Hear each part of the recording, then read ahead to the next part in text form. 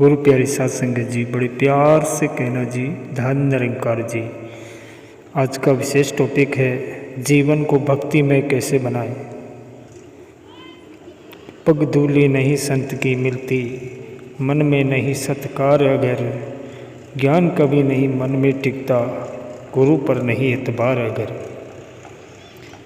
भक्ति का वास्तविक ज्ञान होने पर ही एकत्व का वास्तविक अनुभव प्राप्त होता है।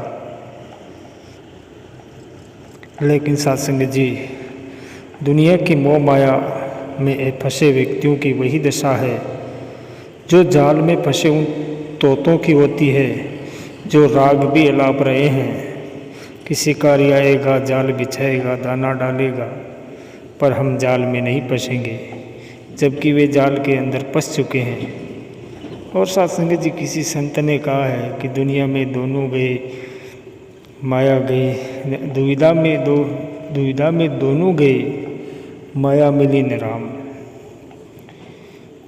परमात्मा की प्राप्ति के लिए हमें अपने अंदर जागना और मन रूपी आईने को साफ करना होगा। संत पूर्ण प्रकाश की ने बहुत ही खूब कहा है, कौन कहता है आते और जाते हैं आप, मेरे पहलू में हंसते और गाते हैं आप, शकल देखने को तरस गए साकी, आईना देखा तो नजर आते हैं आप। ब्रह्मज्ञानी संत कहते हैं कि इंसान यदि अपने वास्तविक स्वरूप की पहचान कर ले तो दृष्टि में आए भेद दूर होने लगते हैं। भेद इंसान के नज़रिए में है। इंसान को अपना नज़रिया, अपनी दृष्टि बदलनी होगी। किसी शायर ने कहा भी है कि सोच को बदलो सितारे बदल जाएंगे, नज़र को बदलो नज़ारे बदल जाएंगे, किश्तियाँ बदलने की ज़रूरत नहीं है, दिशाओं को बदलो किनारे बदल जाएंगे। आज के युग में इंसान दूसरे के दोषों को तो सहज में ही प्रकट कर देता है, परंतु अपने दोष उसे नज़र नहीं आते। दूसरों को धक्का देकर गिरा देना तो आसान है, लेकिन आनंद तो तब आता है जब किसी गिरे हुए को उठाए। हजूर सच्चे पातशाह अपने विचारों में कहते हैं, यदि दूसरे की कमी को निहारने के बजाय ज़्यादा से ज़्यादा वक्त इंसान अपनी कमियों को सुधारने में लगाए तो फिर उसके पास समय ही कहाँ बचेगा कि वह दूसरों की कमी को निहार सके। हम दूसरों को बदलना भी चाहे तो नामुमकिन है, हमें तो स्वयं को बदलना होगा। इसके साथ ही जैसा व्यवहार हम दूसरों के लिए चाहते हैं वैसा स्वयं भी करना होगा। एकत्व की इस उच्चतम स्थिति तक पहुंचने के लिए मैं मेरी को त्यागना होगा। सब कुछ करते हुए भी अकर्ता भाव में रहना होगा। ऐसा सतगुरु के दर पर आने से ही संभव होगा कि द्वार तेरे पे आकर सतगुरु, जग का रहता ध्यान नहीं, बिक जाती है अपनी दुनिया में, मन में रहता मान नहीं। ऐसी अवस्था में कि चहु दिशा में तुझ बिना सतगुरु नजर न कोई आता, ऐसी दुनिया में हो वासा अपना पता न पाता। सतगुरु का दरबार सत्य है, पावन है, जहाँ आकर मन में कोई मान नहीं रह जाता, बस चारों ओर तू ही तू नजर आता है। कुर्सी फिर सबके लिए ही अरदास करता है कि मन में जलता प्रेम का दीपक, होठों पर अरदास रही, कहे अवतार की ऐसे शिष्य के सतगुरु पल पल पास रही। मानव यदि आत्मकल्याण चाहता है तो बार बार के जन्म मरण से मुक्त होना चाहता है, तो यह आवश्यक है कि वह गुरु ज्ञान के अनुसार जीवन यापन करे, ज्ञान को कर्म में डाले, गुरु वचनों को आदर्श मानकर उनका पालन करे। अध्यात्म में तो प्रत्येक गुरसिक का जीवन, खाना पीना, हंसना गाना, चलना फिरना, सब कुछ गुरु ज्ञान के अनुसार होना चाहिए, तभी जीवन में आनंद की प्राप्ति होती है। खाली ज्ञान लेने भर से बात नहीं बनती। जिज्ञासु को यदि जीवन में खुशहाली लानी है तो ज्ञान को क्रम में डालना होगा। मानव शरीर व संसार दोनों अपने ही हैं। परमात्मा ने जीवात्मा का उद्धार करने के लिए हमें उधार में दिए हैं। दोनों को हमने छोड़ना है।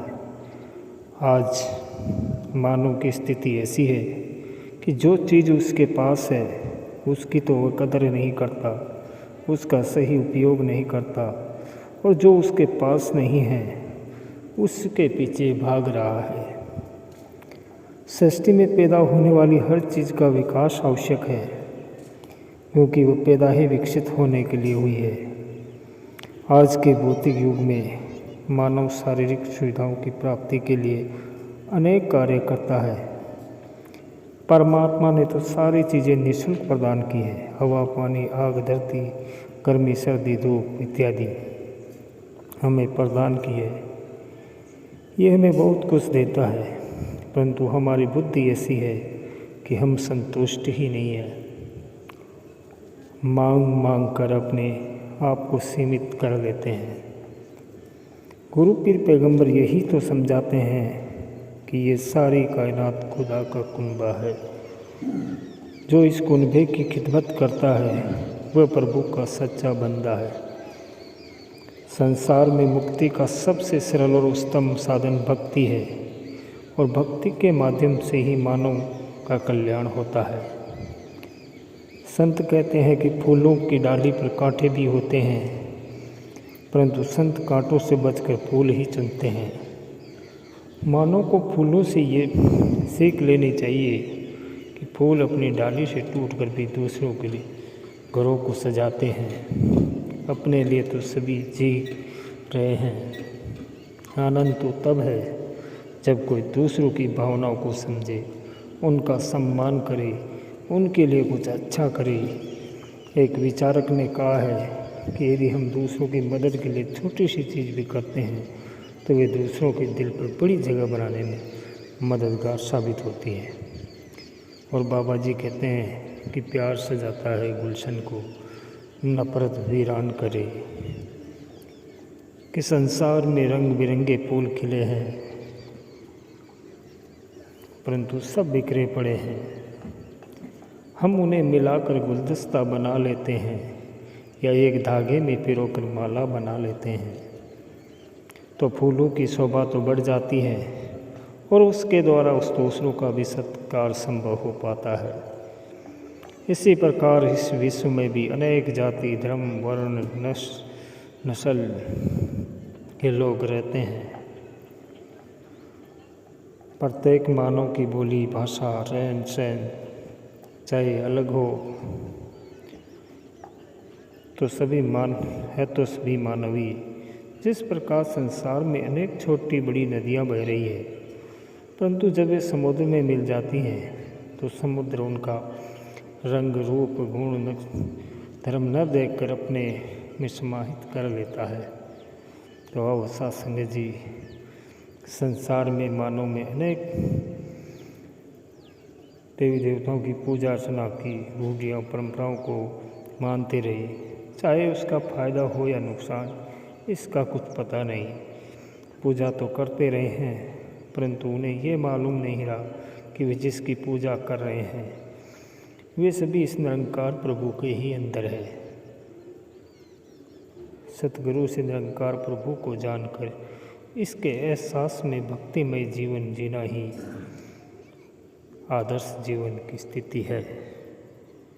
सत्संग जी, प्यार से कहना जी, धन निरंकार जी।